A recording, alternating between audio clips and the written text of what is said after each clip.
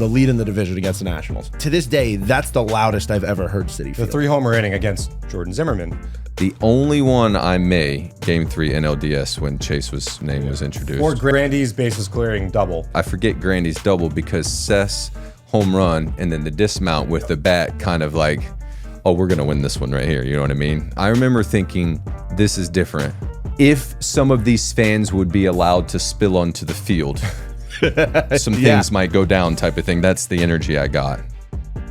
I'm Vito Calisi, and that's a coughing Jonathan Barron, and here we are at Meet at the Apple. Jonathan, you're still going. Why did you start the recording? You saw me dying. I took way too big of a... I mean, this is kind of like a... I don't even know what size cup this is. That's a soup cup, dude. That's a soup bowl. Yeah, you pulled a fast one on me there. But hey, if I say soup, who am I saying? What Mets player? Eric Campbell. Duh. There you go. Yeah. I don't know. I just wanted to catch you on your toes. All right, guys, hey, look, Vito. Let's just get it out the way. The Mets are Say it. The Mets are back. We just got a series sweep. Let's get it, boys. We're coming out of DC. We're going from the nation's capital overseas to London, and we're taking it all. Yeah, this was the series that had been evading the Mets for a long time. And that flight to London, you heard Gary Cohen say on the broadcaster, Steve Gelbs, I forget who it was, that the guys are going to have some lay flat seats. That's clutch. And they're going to be feeling great about themselves after a huge week in DC. And before the series started, we told you that the Nationals were a few games ahead of the Mets in the standings. And it was big for the Mets to go in there and really throw their weight around, especially on Wednesday when Washington's trying to salvage a game and perhaps the team lets its guard down, looking ahead to the big trip. Nope, Mets post 9 runs, and they run away with a sweep.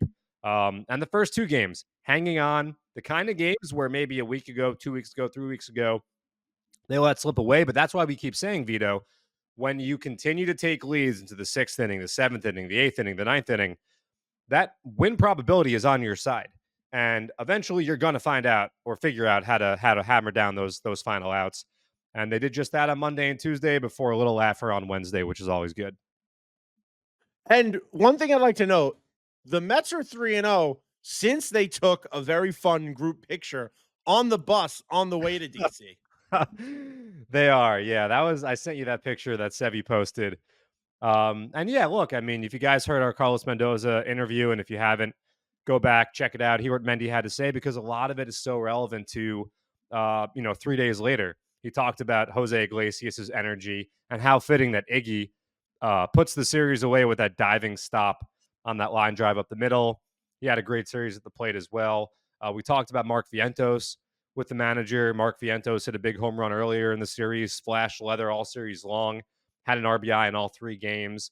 And just the guys not feeling down about themselves, especially after Sunday's loss, taking a lead into the 9th inning, seeing it evaporate against the Diamondbacks, and then going down to DC against a division opponent who's off to a better start than many people thought they would be, and taking care of business. So all good things for the Mets. And like I said, all the things that Mendy said to us coming to fruition.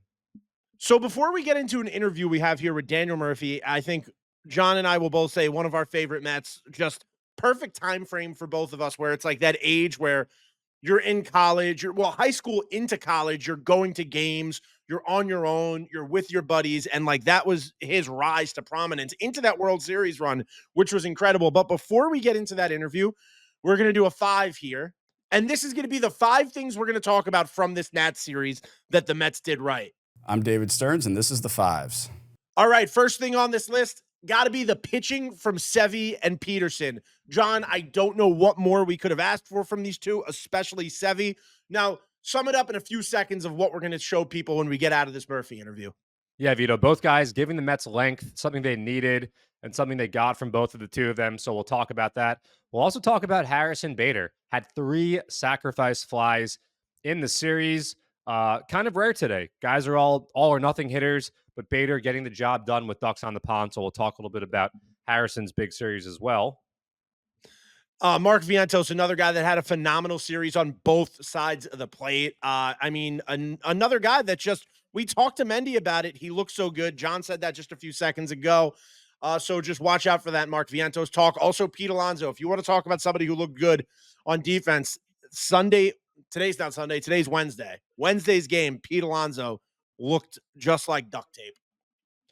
Yeah, he did. He was great in the field, and the bat has really come around the last 2 games of this series. Pete was definitely showing why he's the prolific power hitter that he is. And then we'll also talk about Jose Iglesias. We mentioned him earlier. The great series he had, the incredible impact he's made in the short time he's been up with the big league club. So we'll talk about him and a lot more. But first, we turn it over to our interview with Daniel Murphy. Vito, you said it.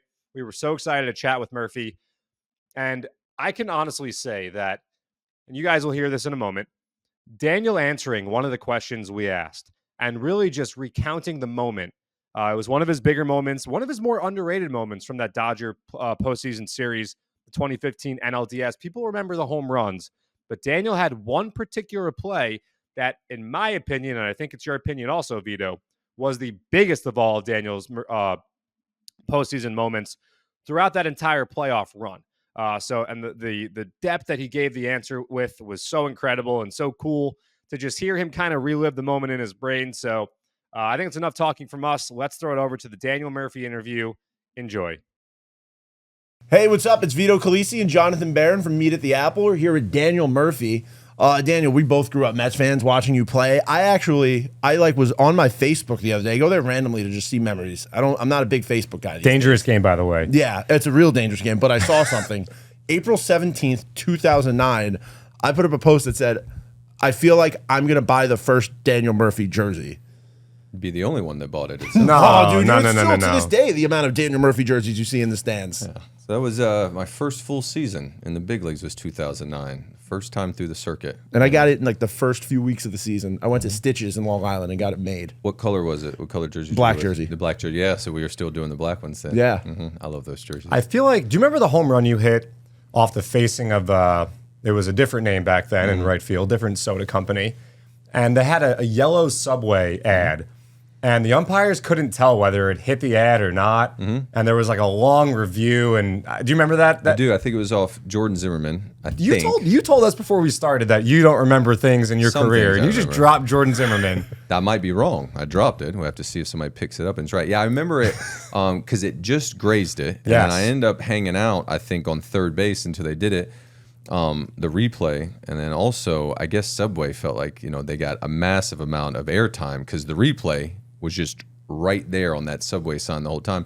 But that's when the stands, you could hit a ball that hit that facing that didn't go into the stands would be counted as a home run. So I think I was the first one that did it and got a home run to count like that. It was right when Citi Field opened. It was pretty early. Do you look at guys playing at Citi Field now and just be like, you don't know what I went through the first few years of this stadium?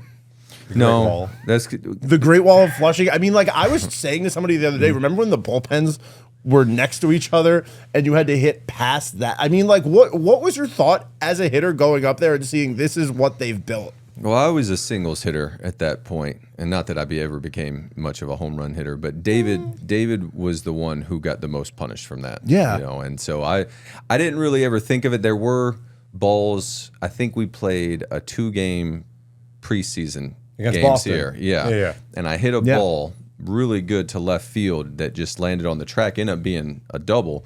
But I did think at that point, I was like, this place is big. But there weren't times where I ever felt I should be aggrieved, that something got stolen from me. Not even that where the Pepsi party deck is now, or now what it's no name now. Now it's just the party deck, where you had to not only was there not the little ledge there, but you had to hit above the orange line on that. I mean, like the dimensions of that stadium were outrageous to begin with. Didn't say it wasn't big. I just said, I try not. I didn't ever remember really feeling upset. No. Now there were times when David would hit balls to right center that I would remember like that. That should be a homer. It was a homer at Shea. What little time I spent there. So that stunk, but I was just hitting the ball low, trying to get on base for him. And you sprayed the ball. Like your first career home run against Raniel Pinto, left on left, and you hit it to the old bleachers, whatever those were called back in the day. The Pepsi can bleachers. Yeah. So like you were able to do that, but a lefty with the Great Wall of Flushing. I don't know too many lefties. Maybe like Adam Dunn once upon a time. But yeah, might go that way. That was wall, a poke.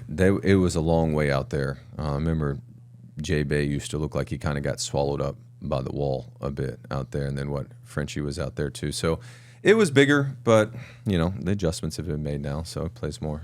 He has a Jason Bay jersey. I do. There you go. I do. I love playing with Jay Bay. I Yeah. really enjoyed it. I was there opening day. 2010? That was his first Mets opening Okay, day. You so- guys faced Josh Johnson that day. Yeah, so I was on the shelf. I didn't play in the big leagues at all that year. So I got That's right. hurt right as camp broke, and then that was the year that Ike came up and was banging. Ike had a really, really good start. Yep, he was making all those catches. He got a bobblehead, I think, for the Cyclones. That was him leaning over the railing. Oh, did he really? Yeah. That's great. So yeah, but in 10, I wasn't up at all. But No, so you have like a new career now post playing where you've started to call some games with SNY. What's that been like? And do you think you want to just keep doing more of that? yeah, I think I'm going to get a chance to do it again. I'm really grateful that SNY and the Mets allow me to do it, especially as good as Gary, Keith, and Ron are. They're the best in the business. To listen to them and then to have the chance to work next to Gary and Ron in spring training was a real treat, and I got a chance to really get better at it. It's a unique experience. I'm not used to being that far away from the strike zone, so I help coach my boys, and so I'm outside the dugout right next to the strike zone. I'm used to being in the dugout if I was playing. So it took a little getting used to kind of watch the screen, because I like to watch and see how the ball performs when it's pitched in the strike zone, and then kind of find the action. And so that's how I watch. So it took me a bit of getting used to, because Gary was so good at being able to see the pitch on the way in from that perspective, that overhead view, and I couldn't decipher as quickly like curve or fastball. And so, but it was fun play. Now, before you got into the broadcast booth, you had a comeback. First for the Long Island Ducks, right? Yeah, play with Wally. Okay. Down the street, All right, Long so Island. Let's go sequentially. What was that like, playing for the Ducks and playing for Wally? Wally's a treat to play with. He creates an environment where all his players can go out there and just freely express themselves. And if somebody needs to get into it with the umpire, well, he's not opposed to doing that as well either, but he's always advocating for his players. And then that was, this is the first time I'd ever been at Long Island for an extended period of time like that, and I just didn't realize how passionate they are about their baseball, and how much they came out for the Ducks and be flying their Mets colors as well too. So that was a really fun experience to go out there and try to perform for those fans in Long Island. Beautiful stadium. I'm grateful that they allowed me to come out there in Sandlot. And then that led to you signing a minor league deal with the Halos, and you played for the AAA Salt Lake City Bees, right? The Bees. The Bees. What was that like, especially in the PCL, which you might have? Well, no, you were in Buffalo, right, with the Mets. First time in the PCL. That Right. was my first But time. when you were in AAA in the Met organization, were they in Buffalo or still in Norfolk? So my first roll through the bushes that we were in New Orleans. Oh, the Zephyrs. wow. That's That's how right. I old I forgot am. about the 1 year. That's how old I am. There's been a lot of weird AAAs. Fernando Tatis. Vegas. Did you play with Tatis with the Zephyrs at all? So I played with Fernando in the big leagues. I don't think he was in He was on the Zephyrs. 08 Major League Mets. Yeah. Okay. Yeah, we got kicked out of a couple AAA cities. The Mets did. We ended Yeah, up- because you had yeah. Vegas, Like you had gypsies. the Zephyrs. Yeah. The Yeah. Savannah Sandgnats, that was AAA or No, that AA? was low A. That was low That A? was in So Buffalo, Vegas, New Orleans was Right. the first one. So Syracuse. we were in Syracuse too. Yeah, that's where they are now. But Yeah. Vegas That's also. okay. Do you remember 15 when Gypsies. Jerry's Familia and his partner had a baby, and so he went on the paternity list, and because Vegas was 2 time zones away, whatever 3, they couldn't get a reliever here in Called it time. from the bingo, probably. Yeah, because they had like the worst AAA situation in baseball going. Yeah, I remember like Nick Evans got called up from Binghamton Yep. to Colorado. I got called up in 2008. I was in Binghamton, got called to AAA in New Orleans. I was there for a game. The big club was in Houston, and they were trying to figure out if Marlon Anderson needed to go on the shelf or not. And so he went on the shelf, and from New Orleans, I spent 1 game in AAA and then went and got called up to Houston with the big club. So, yeah, AAA. Yep, well, I was in New Orleans. And then I got hurt in 2010 in spring training, and then on my rehab assignment, I got rehabbed and then optioned to AAA Buffalo. Buffalo, And then got got it. walloped again and missed the whole season. Was that around the time Mr. Harvey was on his ascend? Or Mr. no, Harvey? he was No, no, it he was was 2010 draft. Did you say Mr. Harvey? Yeah, I did say Mr. Harvey. What was it, Mr. Dark Knight? I don't know. Mr. Harvey. Yeah. Mr. Harvey did. Yeah. But anyway, so what was it like trying to come back? I know we got a little sidetracked there. PCL, that whole experience. I had a blast. Yeah. But I also have the greatest wife on the entire planet who would let me go out and free play baseball when she has 4 children at the house to wrangle. But I started kind of getting into like old school baseball, like dead ball era. So I've been in like 1890 to 1930 studying my baseball for like the last year, and felt like I saw these guys move, like Babe Ruth and Willie Mays and Shoeless Joe Jackson and Honus Wagner, and like I don't move like that, but my boys do, in my opinion. My boys swing the bat the way Babe Ruth does and run the bases the way Willie Mays, and so I thought, I'm just going to go free play as long as I can. Well, I wouldn't say as long as I can, until the responsibilities at home are more necessary than me being on the road and playing. And that was about 4 months. I can also say I wasn't good enough to get to the next level. So I played deep in the bushes with Wally for independent ball. The Angels graciously got a contract with them, but I was not performing well enough, nor did I think I was going to get a call up to the big leagues to hopefully be in a pennant race. So once school started, you know, I couldn't tell my wife, you know, if you just give me another week, I think I'm going to be able to hit us into a pennant race. It was like, no, it's best for our family if I come home, and that's what we did. Well, and now you're getting ready to go to London, where you're participating in a home run derby versus Chase Utley. Chase, yeah. So No pressure, Daniel. yeah, I mean, like, look, No I'd like pressure. to win. Yeah. I want to win this thing. We need you we to would win. like There you you to. go. We really like. I need you to know we really don't like the Phillies as like that's.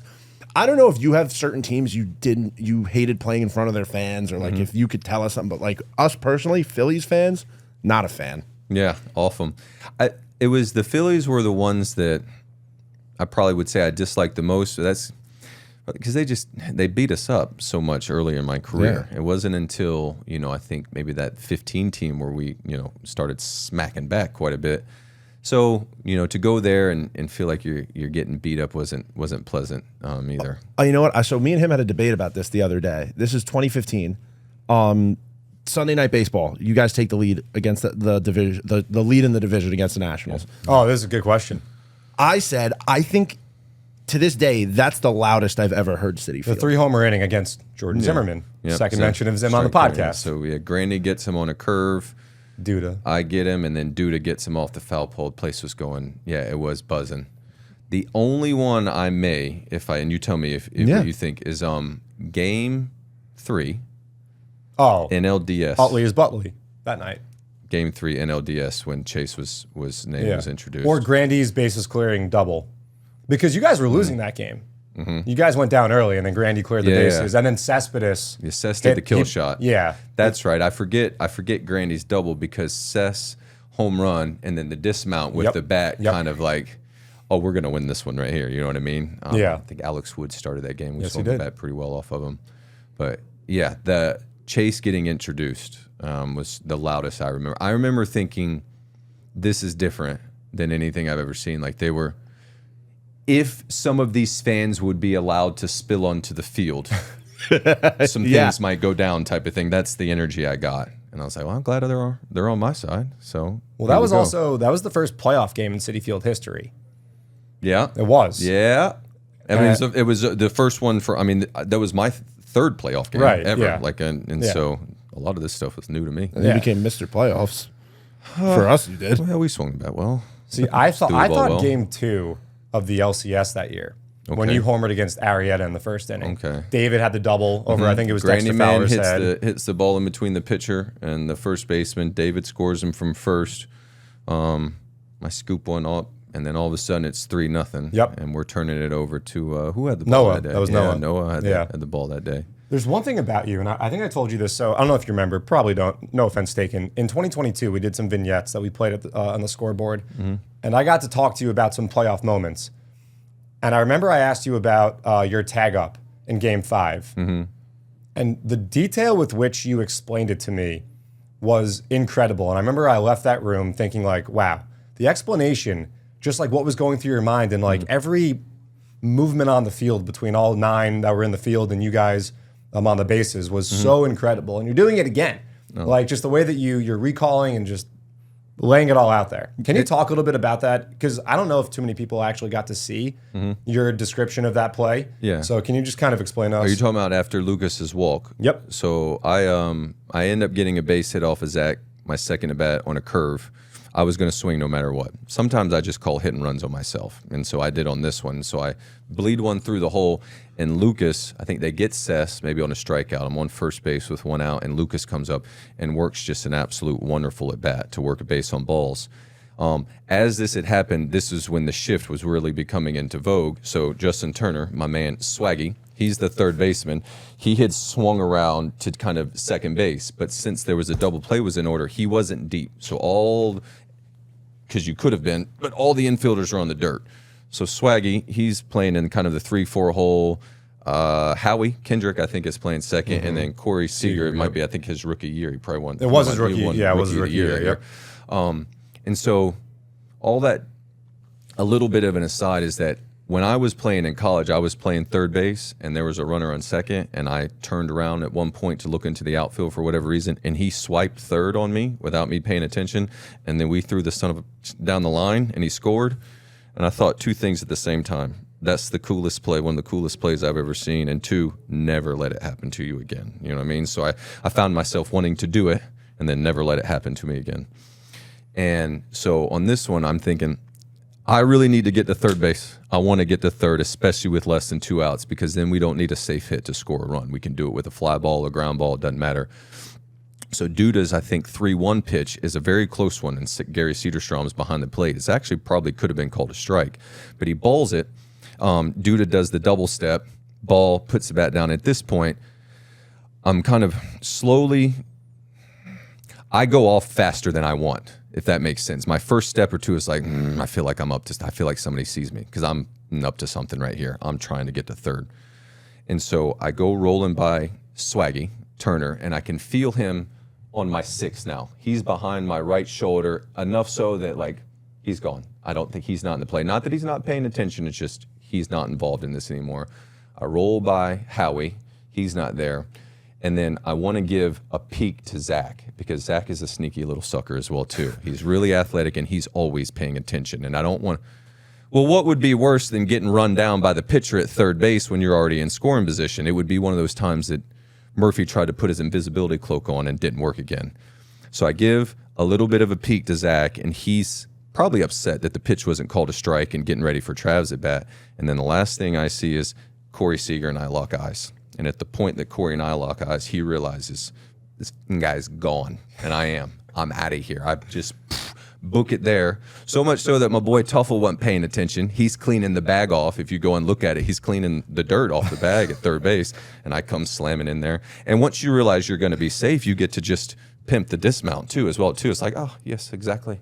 I'll look around and make sure everybody knows. Just went first to third on a walk. And then Travis has the great at bat where he sends it down the line for the foul catch to Andre Ethier, and we score, and like, oh, now we're rolling, because I think it tied it up. It did tie it up, and then you tied it later. Zach and I had a wonderful dance. You homered against him and Kershaw. That was like dude, theater. I told you. That was like, honestly, that was like theater. I told you. That was like a one-man show. Like, you were so like your movements and everything. It's a cool game. Dude, that was a cool incredible. Oh, I have chills right now just watching that. My nervous system's activated as well too. It kind of puts me back in the moment. And you can tell, like, you describing it, like, you feel like you're there. I mean, like you like the way you choked up on the mic was like, it was incredible. Like, yeah, it's one of those things that when you're looking for something and you have the opportunity to do it and you've prepared yourself, and then at the same time, like, I was brave enough to do it, because how many times do you just get whacked? I've done it before. You see me run the bases. How many times I run around like I don't know what I'm doing, but like you have a plan.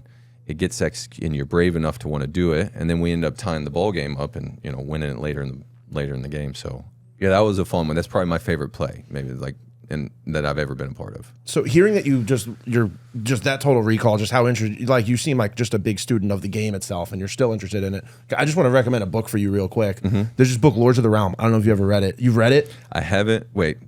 Maybe. Lords of the Realm, it's like the business side of the history of baseball. I did the audiobook on it. Oh, dude, brilliant. It's incredible. It gives you a great running start into where we are now between kind of ownership and player. And there's always going to be that natural tension between ownership and players. That's Christy Mathewson, Walter Johnson been talking about that tension since the turn of the century. But that one really gives you a nice running start through the 80s.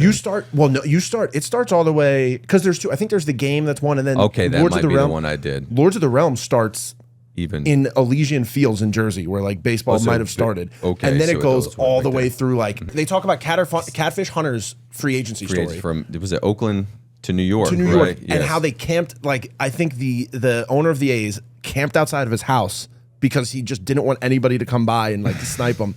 And then like he finally left. He was like, "We have our deal done." And the second he left, the Yankees like swooped in and got. But like that book. I mean, like, if you love the history of Yeah. baseball, like, that book is the most interesting history of the game I've read. Forgive me because I got that mistaken with the game. That one is more the ownership. I think No, this you're is right. also ownership, but I think that one is Yeah. just more recent. I think that Yeah. one's almost like a follow-up to this. Okay. Because this one Yeah. ends in 92, and then they actually did a follow-up where they picked it back up in 94. Because of the strike. Because of the strike, and they did, like, an afterward.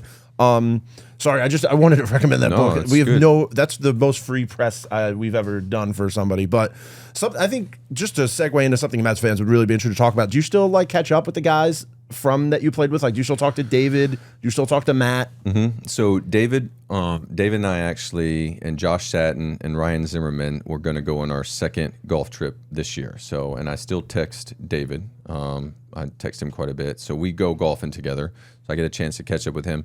I'll text Jake from time to time, and then when Matt Harvey, when he was pitching towards the end of his career, since he just retired, I would shoot him a text, just kind of tell him, enjoy your baseball. Well, enjoy it. We get to pick, you know what I mean? Like, the closer you get to know baseball, the more I think you should try to enjoy it, in my experience. And so yeah, I'll reach out to him a little bit, and then I'm trying to think what Josh. Yeah, I mentioned Satin. What's the connection there? Because I know Ryan Zimmerman and David Wright grew up together with the Uptons.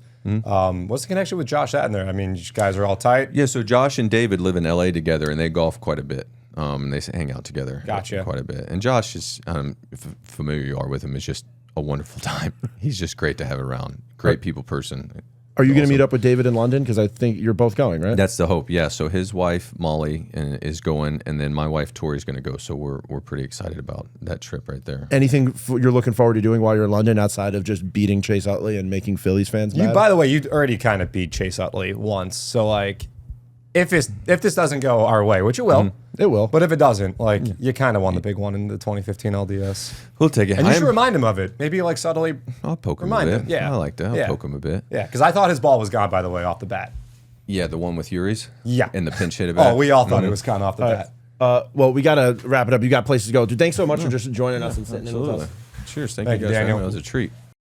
John, remember, we didn't even know we were going to be getting Daniel Murphy that day. He just happened to be at the ballpark. We were set up for something else that didn't end up happening.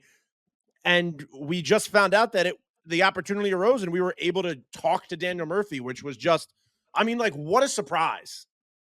It was a surprise, but a very pleasant one. Really cool that the Mets had him throw out the first pitch in that game against the Phillies. And now Murph, he's probably already there over in London, getting ready to He take is on the Chase 7 Utley. line.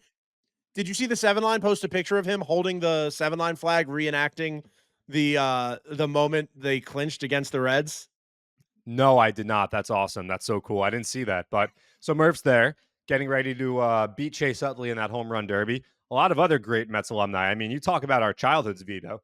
I think this is probably like the 3 names that you mentioned: Daniel Murphy, David Wright, Mike Piazza, all in London representing the Mets this weekend. So it's going to be so much fun. So excited to see all the festivities, all the great content that's coming back our way. Shout out Will and shout out Janie. We're going to do a great job capturing it all for you great Met fans out there. And just shout out to can't wait- Brielle, who's Shout out to I Brielle. think is the one, she's shepherding all the alumni around. Oh, that's awesome.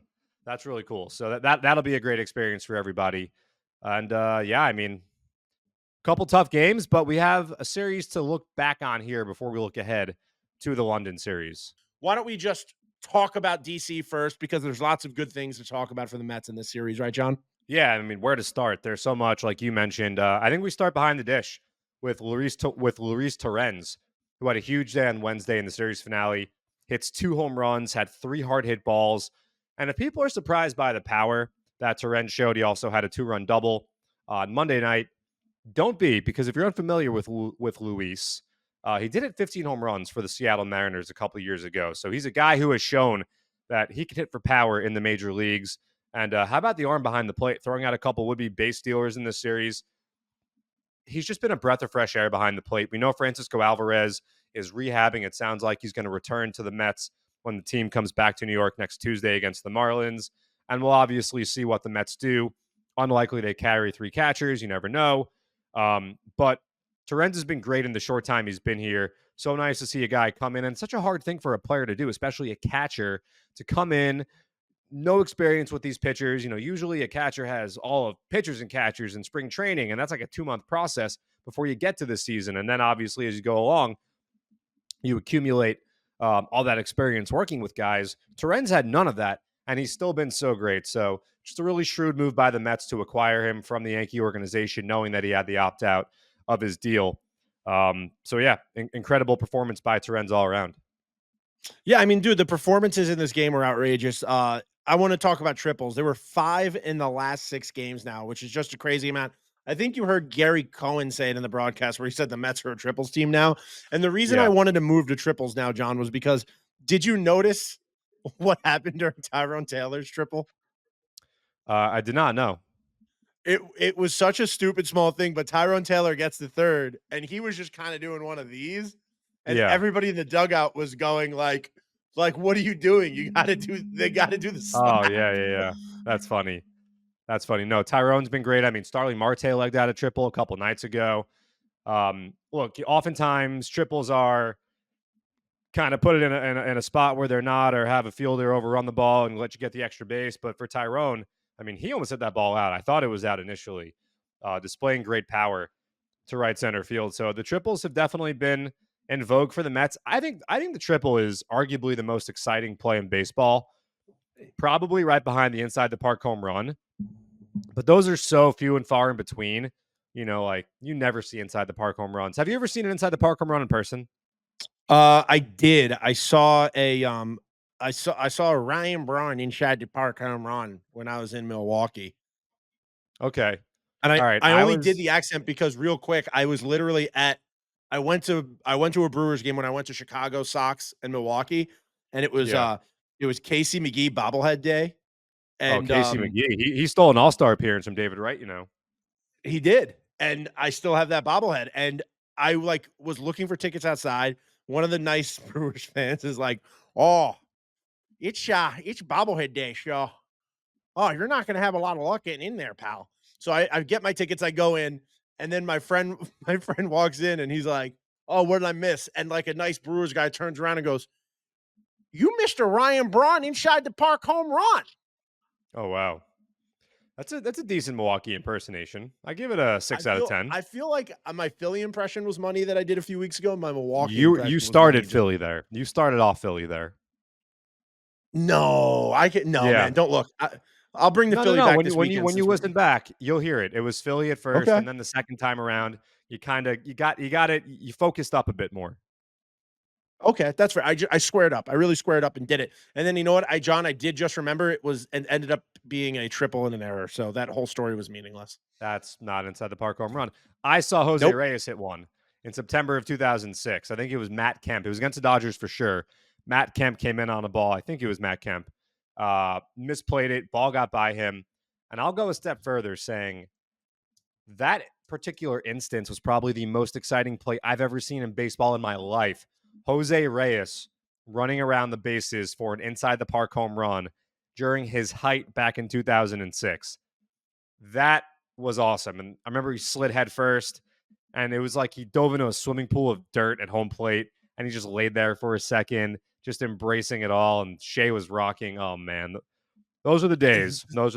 But the oldest I feel is when I talk about Jose Reyes, because it's my biggest boomer, like my millennial boomer kind of or boomlennial. Boomlennial is the term I like to use. When I'll talk to people and they'll be like, "Oh, that guy's fast," and I'll be like, "Oh, you think he's fast? You should have seen Jose Reyes run the bases." And then I say old head stuff like, "Oh man, when Jose ran the bases, it was like nothing you'd ever seen before. You had to you could blink and you'd miss it." Like that kind of stuff you would say about Jose Reyes. But I really quickly, the fact is, like you said, triples are the most exciting thing. Triples are the hardest. That's why they say if you're going for the cycle, the triple's by far the hardest part of it. Yeah, I have another take. I think the cycle's overrated. I'd rather have 2 homers, a double, and a single than a homer, triple, double, single. But that's all right. We don't have to argue about this. Let's talk about Luis Severino. It's just I cool. know. Wait, no, dude. I'm not moving on. A cycle is sick. What are you talking about? It's whatever. I want to talk about Luis It's Severino. not whatever. No, we're not. No, we're not moving on.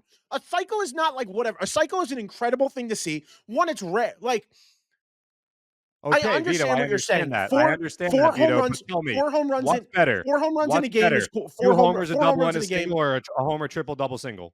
What's better? What's better for the team? Yes, obviously that's better. But what's more what's Okay. more fun to see in person? What's more unique? What's more rare? Okay, what about a 3-homer game versus hitting for the cycle? I saw Kirk Noonwise did that, and I wish I saw somebody run for the cycle instead. I was at the Kirk Noonwise game. That's a good one. You're wrong, but let's talk about No, Sevy. I'm not, dude. No, because dude, okay, a 4 home run game, then you got me beat. There's been like 9 of those in baseball history, so I said 3-homer game.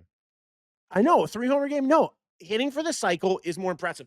I've seen Starling Marte come close twice, and both of those things I was on the edge of my seat for both of those last at bats, hoping he would get it. Okay, You're a saying 3-homer game you're is just saying definitely better than hitting for the cycle. 100%. No. Okay, that's fine. How many people have done each? What's the number comparison? I'll look it up after. We got to talk about Sevy. Okay, sorry. You just got me worked up. I'm sweating. My air conditioner's broken. I keep getting an E9 error message on it. I'm sweating profusely. E9 error on the right fielder. Well, I was sweating. Thinking that we'd be talking about a Maddox for Luis Severino, who for a while on Wednesday afternoon was pacing for one. You look up, it's the 7th inning, and the pitch count's in the low 70s. That's how dominant he was. Completes 8 innings on Wednesday. The second time he's done so this year. He now is just one of 4 pitchers in all of baseball, Vito, with multiple outings of 8 or more innings completed. And they're all guys in the National League East. One of them is Ranger Suarez, who the Mets will see this weekend in London.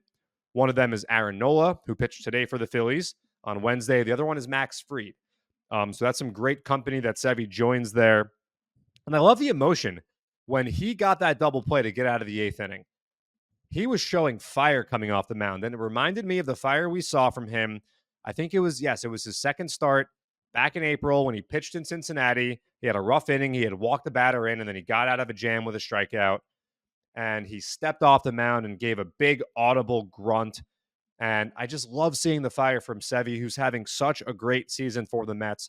His ERA down to 3.25, his walk rate under 10%, and he's allowed just 5 home runs to 297 batters faced. So he's controlling the controllables. He's up in 97. He hit 98 today.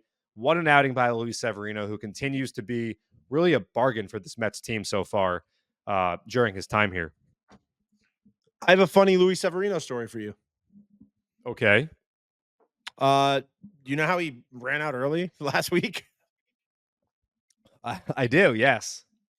So before Daryl Strawberry Day, I'm in the dugout getting ready to do smoke. And I'm holding the smoke machine, and Sevy comes up to me and he goes, "What's that?" And I'm like, "It's the smoke machine." He goes, "What smoke?" And I was like, "The smoke you run out to." He goes, "Oh." And then in my head I go, "You know what? This is the perfect time to bring up what happened yesterday." And I go, "Hey man, why'd you run out early yesterday?" And he goes, "What do you mean?" He goes, "What do you mean? It was 7:10, wasn't it?" And I was like, not "No, 7:10. It was It was not." I was like, "You ran out at 7:08. You got to wait for the on-field hype video. You got to wait to see the video where the kid becomes one of the Mets." And he goes, "Oh, okay. I'll make sure to do that next time." So, well, I feel like I prevented future problems is my point. You did. Everyone tweeted Vito at Vito F. Khaleesi and say, "Thank you, Vito, for straightening this out." So now Sevy knows next time when the proper time to go is. So Vito does the smoke. We watch the video. We're right on schedule for a 7:10 start. Speaking of smoke, we've had some celebrities doing smoke lately. We have, one of whom is going to start in London. So I'm in the dugout. Sean Manaea, I'm getting ready to do smoke. I notice Sean Manaea looks over at me one day, and I'm like, you know what? I'm going to see tomorrow if Sean wants to do smoke. Sean comes up to me. I happen to be wearing a Fire Binghamton Rumble Ponies jacket. Sean comes up to me and says, "Yo, I really like your jacket." I'm like, "Oh, thanks." He asked me where it is. I say Binghamton. He goes, "Where's Binghamton?" I said, "Upstate, blah, blah, blah." I go, "Sean, by the way, got a question for you." He goes, "What's up?" I go, "You want to do the smoke?" And he goes, "Yeah." And I'm like, okay, cool. He goes, like today? And I was like, yeah, if you want to do it today, you could do it today. He goes, I love to experience every part of being a ball player and being at a game. And he told me he's done the chalk. He's done the lines on a field before. He was like, I Oh, love he's to done do some everything. that's grounds crew work. That's cool. Yeah. He said he's like every team he's on, everything, he likes to experience all of it. He likes to like see what it's all like. So Sean and I did smoke 3 days. He went 2-1 on smoke. Tyrone Taylor did the smoke the day Sean pitched. Mets unfortunately did not win that game, but Tyrone was very pumped to do the smoke. He watched Sean getting ready to do it. He thought it was the lights that Sean was controlling, and Sean had to correct him and be like, no, it's just the smoke. But dude, the guys at the dugout were loving it. They were all like fired up for Sean to do the smoke. So look down there. You never know what player might be doing smoke that day. I feel like we got to get a doing smoke t-shirt printed out. I feel like those are two of the most commonly uttered words on this podcast, doing smoke or doing the smoke. And maybe as more guys in the clubhouse do smoke, it can become a thing. It's already The a Smoke thing, Boys. I think it is a thing. And people, look, it's just a story. I think part of the fun of the show is that like we work for the team and we're there and we get to see stuff happen. And tell us if you like that aspect of the show, that you get to hear some things that you might not hear on another Mets podcast. But we have gotten so derailed on this show, mostly because of me, which I will not lie about. Why don't we talk about Harrison Bader, John, a guy that I would love to see do smoke one day. And I'm sure Harrison would be great at doing the smoke. He was great this week at putting bat on ball and being situational and taking advantage of RBI opportunities. We mentioned before the Daniel Murphy interview. He had 3 sac flies, also had a 2-run home run. And the sac flies made me think about something, because when Harrison goes up, he's rarely cheated. He takes big, healthy cuts pretty much all the time. And I thought to myself, I feel like I haven't seen him swing and miss much during the series. And that obviously leads to putting the ball in play with a runner on third, less than 2 outs, driving that run in. And it usually takes a pretty decently hit fly ball to do so. And I looked, and Harrison swung at 27 pitches during this national series, and he swung and missed just 5 times. So, to me, that's obviously a great skill, bat to ball, great hand-eye coordination. But I think Harrison went into the batter's box reading the situation, knowing the situation, and having a plan. And I feel like he just missed a couple more home runs in this series. There were a couple of his sac flies where off the bat, I think he thought he got it better. I thought he got it better. On his birthday. On his birthday, not to take anything away from the sac flies, because you love to see the Mets cashing in runs when they have a chance to tack on, which they did in all 3 games. In the first 2 games, it proved that all the runs they could get would count. But yeah, it was just a really, really solid series for Harrison, who did not swing and miss much, played a great center field, and he's been a really, really big contributor to this Mets team. We've talked about all the clutch hits he's had throughout the year, go-ahead hits, game-tying hits, 6th inning and later, amongst the league leaders in that category. But this week, it was all about doing the little things for Harrison, which is a rare skill in baseball, and a rare skill that becomes a market inefficiency when not many other guys are doing it. So 3 sac flies in these 3 games alone, after he had 4 all of last season. 100%. We've said before, Harrison Bader has just become Big Hit Bader. He's become a guy that you definitely feel very comfortable when there's runners in scoring position, when there's guys on the plate. You feel good when Harrison gets up there. Let's move on, talk about Mark Vientos. Mark Vientos had an incredible series, started a couple of double plays, made a diving stab on Tuesday. And also, John, did you see the thing that came out where he got advice from Bryce Harper on his swing? I did not. I've seen a lot of the articles talking about the relationship that he has with Jose Iglesias, which is awesome. What's the Bryce Harper thing? Yeah, so apparently he just basically said to him, Mark, you have a lot of power and you don't need to swing as hard as you've been swinging. And I believe that was from an Athletic story by Will Salmon. That's really cool. Look, I know this is going to be unpopular to say, and all us Met fans want to not like Bryce Harper. I feel like you kind of have to like Bryce Harper. All right, you don't have to like him. All right, you don't have to do anything. John, it's a safe space. Look, John, I would love to sit here and argue with you. Like we just had that fun little cycle versus 3 home run debate. Mm-hmm. Bryce Harper is Bryce Harper has kind of changed the culture of baseball in a lot of good ways. Bryce Harper was at the forefront of that whole, like, we can make baseball fun. Like, players can have fun. Players can have personalities. I understand he's been killing this team for a long, long time, especially when he was a member of the team we're talking about right now. But yeah, dude, I mean, it's if you like baseball, it's hard to not like Bryce Harper. Yeah, he's a righteous dude, and for him to go out and lend some advice to a player who is young and is playing for your rival team, that's just that's a cool thing to do. So much respect to Bryce Harper. And much respect to Mark Vientos. Mark Vientos is a very talented player. He did nothing but hit coming through the system. He looked great defensively, like you mentioned on Wednesday. Started 2 double plays, got the ball out of his glove quickly, made good throws, put it where the second baseman had to be for him to make an easy turn to complete the double play. And he's lengthening this lineup, Vito. That to me is the biggest thing. Putting him behind the likes of Pete Alonso, Brandon Nimmo, JD Martinez. And when you're an opposing pitcher and you're going through this Mets lineup and you get through those 3 guys, in the past, maybe it was like, okay, now I can take a breath. But no, now you got to deal with the likes of Mark Vientos. And then behind him, a guy like Jose Iglesias, who has a contact rate of 85% and had 5 hits in this series and just puts the ball in play and puts pressure on the opposing defense to make a play and doesn't go down easily, doesn't swing and miss much, doesn't chase much. Think about Mark Vientos. You look at his numbers from last year to this year, chase rate, down. Swing and miss rate, down. Contact rate, up. And the hard hit rate, the average exit velocity, that's always been there for Mark. He's shown some pull side power, pulled a home run in DC. No cheapies. All these home runs, 400 plus feet, easily. I know I said it on Sunday. Maybe on Sunday we were looking for positives. The Mets just swept the series, but I'll say it again. Mark Vientos is a bona fide major league hitter, and he makes this lineup a whole lot better. And I'll take it one further. I'll give you another number. This Mets team, their last 6 games, including Wednesday, they are slashing 316, 366, 568 with 29 extra base hits. It's just a tough lineup to navigate right now, and they are proving it. They are giving opposing pitchers hell right now, and we love to see it.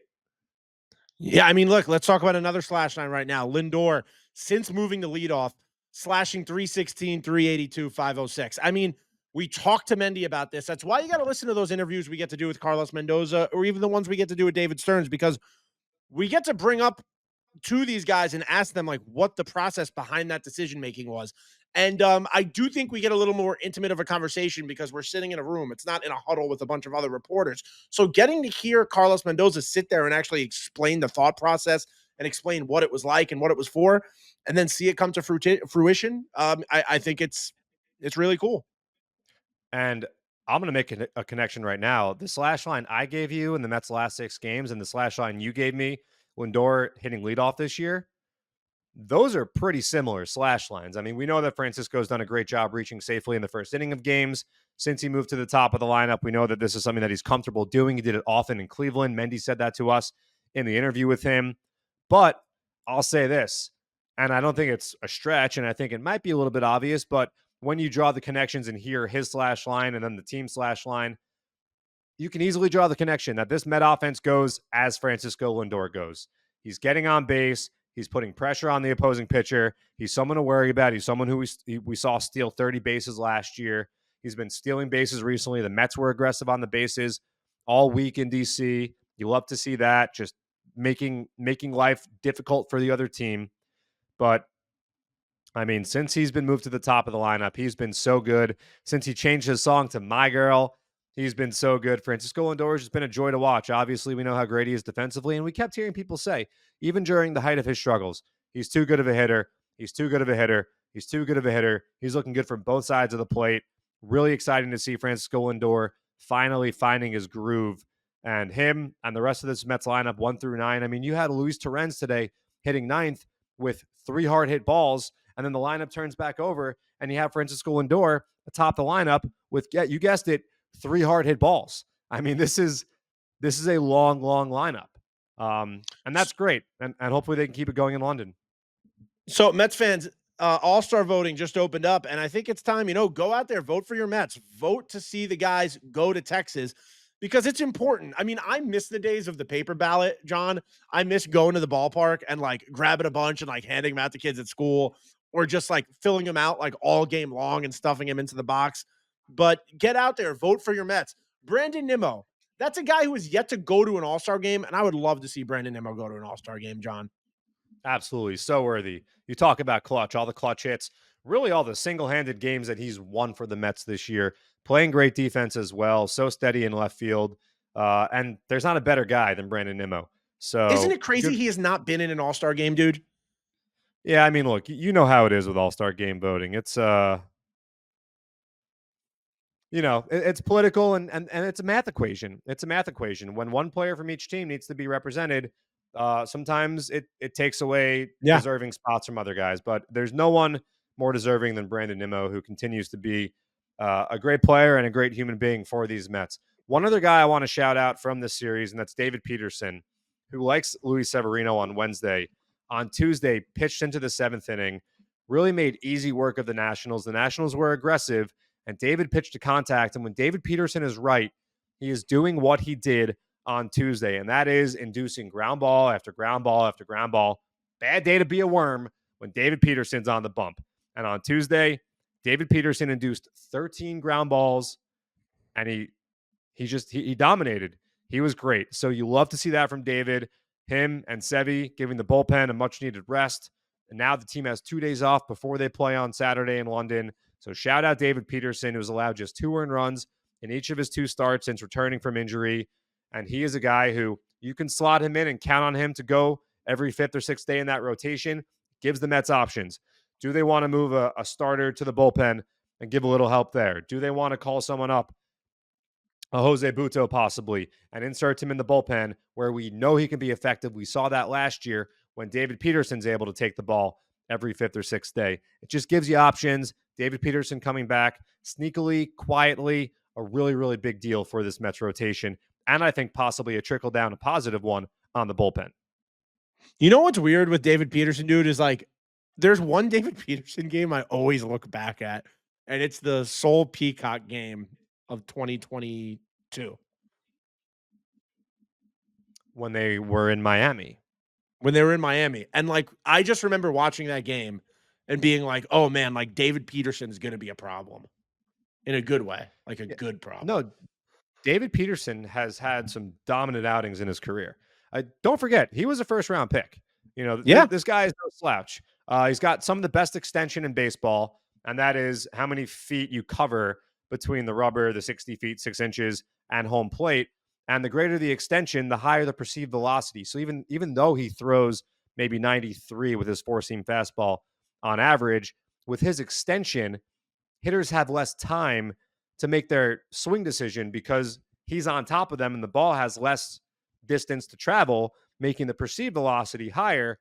And then when you're trying to fend off against what seems like 97, that's when to the righty, that backdoor slider, or to the lefty, the slider that's breaking down and away from you, becomes even tougher to decipher and hit and make contact against, because you got to defend against the fastball, which looks that much faster coming out of the tall, lanky David Peterson's hand. So I've always been a big David Peterson guy. Would love to talk to him, have him here on the podcast, talk about just his recovery, getting back to this point. A hip injury, not easy for a guy to come back from, but he's come back, and he looks like he's going to really, really make an impact for the Mets here as we navigate through June and July and the rest of the season. No, a hip injury is not easy to come back from. I know my uncle struggled to come back from his hip injury, so I can only imagine how tough it's been. I'm sure that David Peterson and Vito's uncle are 2 peas in a pod, probably have similar, similar everything. So, but my uncle, I don't see my uncle out there pitching against the Nationals looking that good. So looks like David Peterson's off to a great start so far. Before we get out of here, we're going to do the 5 things we're most looking forward to in London. You already got a cool 5 intro from David Stearns. You're not going to get one here right now. You only get one a show, people. But number 1, the 7 line is in London. The 7 line's doing their takeover for the game. Now, I don't know, John, because the Mets are only home for 1 game. They're the home team on Saturday, the away team on Sunday. I don't know if the 7 line is doing both games. I think they're just doing the Saturday game, but I'm not 100% sure. Yeah, I'm not sure either, but credit to everyone I'm that's sure they're going over going to there. both. I'm sure they're going to both. Like, I'm sure that's there, but I don't know which one they're officially like in a section doing the 7-line stuff. Right. Yeah. But regardless, awesome that everyone who's able to make the trip overseas for these two special games is doing so.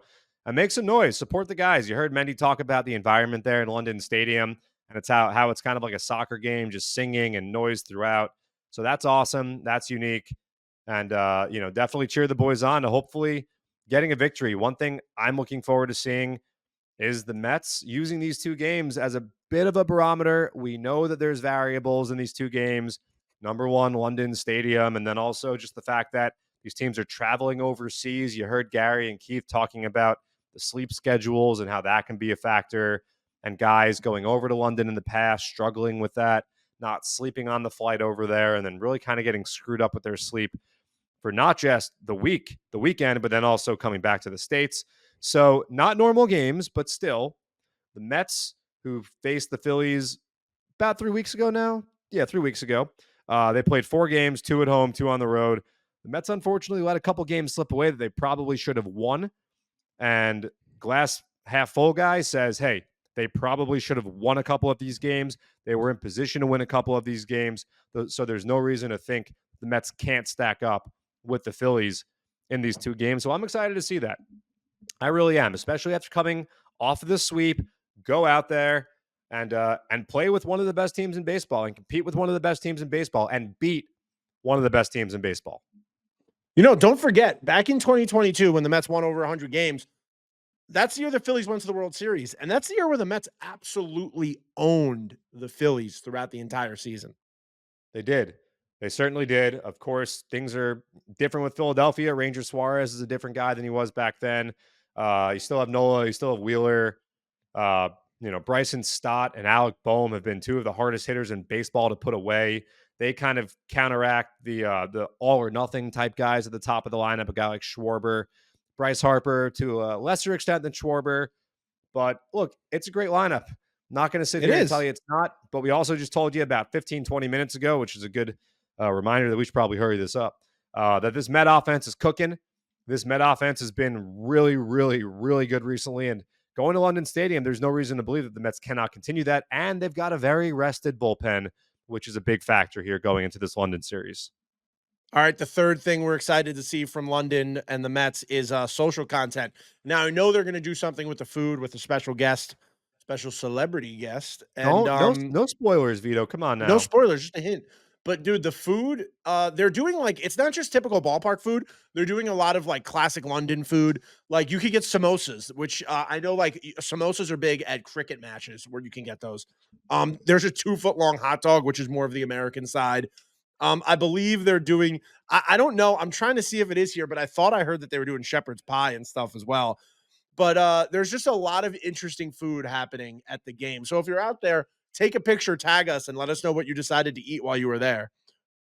Yeah, I got no interest in any of those food items you just mentioned. I really don't. I mean, shepherd's pie, bad marketing. Bad marketing. Doesn't sound appetizing at all. I'm going to be honest with you. Doesn't look appetizing either. I don't the meat pie thing that the Brits are into. I don't get it. And I'm sure they're looking at us and they're like, "Oh, what do you mean you don't get it? Why would you guys eat a chicken sandwich where the bread is a donut?" And you know what I say? I say that's what we do best here, baby. I'm going to try to sell Will and Janie. So I don't know if you're familiar with any British slang, but there's one term, a bosh. Are you familiar with bosh? So bosh is like, I don't know how to explain it. It's a positive thing. It's like, if you're feeling yourself or feeling something and you're explaining it and you end it with bosh. So like on a home run, that could be a funny tweet because bosh is that's real British slang right there. I know fit. Saw it on TikTok. I know fit. Yeah. Like, oh, that's looking Proper. fit. You're looking pretty fit. Proper yeah. geezer. Proper geezer is another one. Looking like a proper geezer. In it, yeah. I mean, isn't it? That's basic, but proper geezer. Like if you were getting ready to go to the club and you had your Stone Island on, decked out in Stony, which is I know we've talked about this a few times here on the show. Taylor is very familiar with Stony. If you got your Stony looking fresh, and we were about to go out, maybe a pre-bevy, I turned to you, I'd say, "Hey Vito, you're looking like a proper geezer there." something like Dude, that. that just Proper reminded me, geezer. man. I Write it miss down. Taylor. I miss Taylor on these episodes. It's fun to have them. Maybe we'll see if he wants to Yeah. come on and just pretend to do camera for these when we're on remote. All right, let's move on. Number 4, Sean Manaea. We just want to see Sean Manaea crush in London. Have a great outing because this podcast is a Sean Manaea podcast. Yeah, and look, I mean, we both love Sean. Sean's the man. His teammates love Sean. You heard what Mendy had to say about Sean being a leader and also just being a fun dude. And I think that if there's anybody who's perfect to pitch in one of these games, because these games are big events, they're jewel events that Major League Baseball puts on. They're not just a normal nine inning game, right? Like there's all sorts of things going on, but better than anybody between smoke and just the interactions we've had with Sean, he's down for all that and he could still pitch. Some guys on their pitch day, it's like, don't talk to me, leave me alone, don't look at me. Not Sean. So if there's anyone that could deal with all the pomp and circumstance of all the craziness that surrounds 2 games played in London, sorry, my voice is starting to go also, it's Sean Manaea. And Sean's been great for the Mets, limiting home runs pretty much all season long, had 10 strikeouts in his last start against the Diamondbacks. Got hurt by one bad situation. But other than that, he's been great. He and Luis Severino, 2 really shrewd free agent signings, additions to the starting rotation. That's been really, really good. And Sean Manaea, a big part of that. And the final thing we're looking forward to in London, the offense hitting at London Stadium.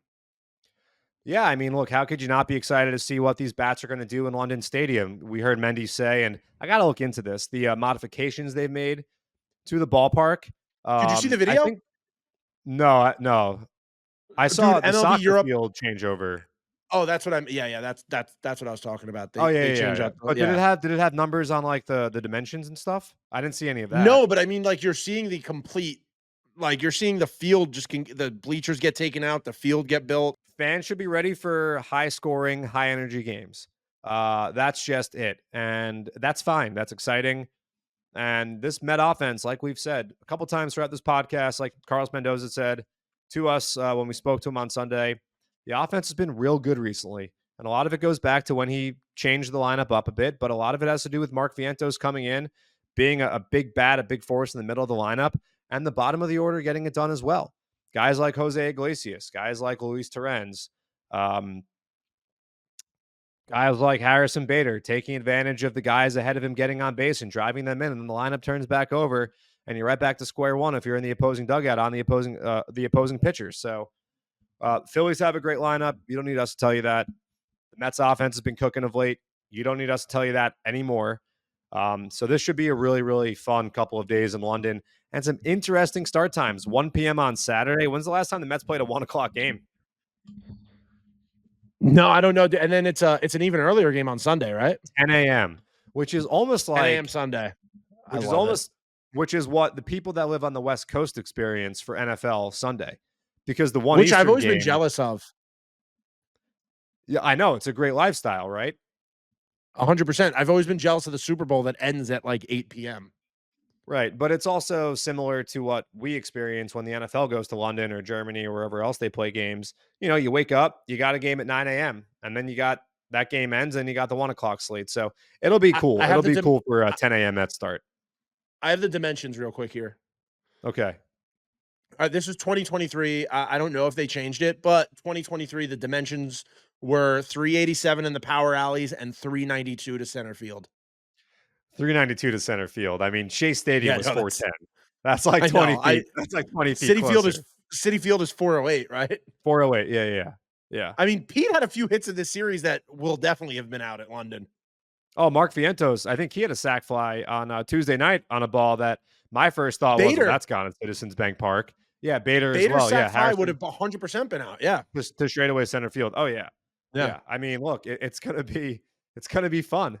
It's going to be fun. Yeah. It's going to be great back and forth baseball. It's funny because, look, I don't know if it's by design to have high scoring games. You bring the dimensions in a little bit, more balls get out ultimately. But it's just funny that soccer is a game that obviously they love in England and many other parts of Europe and parts of the United States. Let's not act like that's not the case. But, it's more Europe's game than our game. I think we could all say that. Yeah. That's a game that 1-0, 0-0, 1-1. Yeah. maybe 2-1 if you're lucky. They end Like, in ties. yeah, they love their low scoring games. And we know that soccer is about the action away from the ball, and it's still exciting in the build up, but it can be tough to score. And then you're going to have these baseball games. And historically, so far, the games in London Stadium have been crazy, like we talked about with Mendy. So it's just funny the juxtaposition between the sports they're used to and the run environment or whatever, the goal environment being so low. And then we send major league teams over there. And then so often there's been crazy, crazy games. I want to look at the Cubs Cardinals last year. John, it's almost like we're about to see some bombs bursting in air in the Rockets' red glare. There's just going to Oh be yeah, we had fireworks in London. 9-1.